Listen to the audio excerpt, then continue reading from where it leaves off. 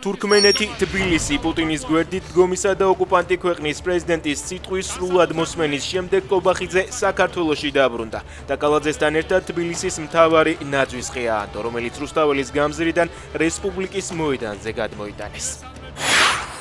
ნაძვის ხის ანთებამდე რამდენიმე საათით ადრე შინაგან საქმეთა სამინისტრომ 3 მოქალაქე დააკავა. პოლიციამ ნენე გაბლაიაჩი გოჩიტაშვილი და ნოდარ ჩაჩანიძე ადმინისტრაციული წესით დააპატიმრა. ცოტა ხნის წინ გაბლაია და გოჩიტაშვილი გაათავისუფლეს. მანამდე ფილარმონიასთან გააჩერეს და გაჭრიკეს გიგა ლემონჯავას ავტომობილი, რომელშიც პოლიტიკოსებთან ერთად აქტივისტებიც იმყოფებოდნენ. პარტიის წევრების ცნობით სუსის დიდი რაოდენობით თანამშრომელი იყო მობილიზებული დროასოფისთანაც.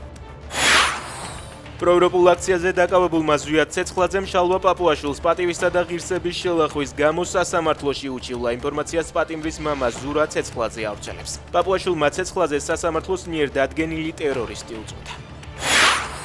ზელენსკი ჩავიდა ქალაქ კუპიანსკში, რომელიც პუტინმა აღიარებულად რამდენჯერმე გამოაცხადა. ხარკოვის ოლქში უკრაინის თავდაცვის ძალებმა წარმატებული კონტრშეტევა განახორციელეს და ქალაქში შეჭრილი რუსული ჯგუფი ალყაში მოაქციეს.